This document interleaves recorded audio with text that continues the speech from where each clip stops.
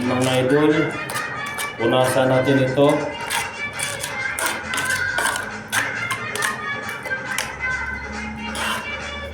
Din ito.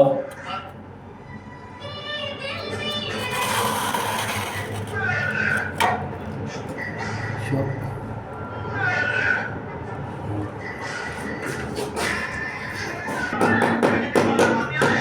Umita natin ito. Spacer.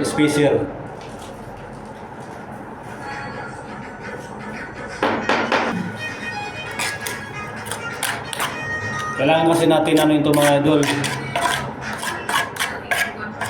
Kailangan kasi puno ng mortar. Tapos gamitan nito. Ayan o. Oh. Puno siya, hindi talaga siya kakapak. Hindi yan kakapak mga idol pag mga ganyang mortar. Yan, ganyan pagpahid yun mga idol oh. Kailangan punuin yan para pagkayod ng suklay, pagkayod nito, pantay siya. So ganun lang maglagay ng mortar mga idol no.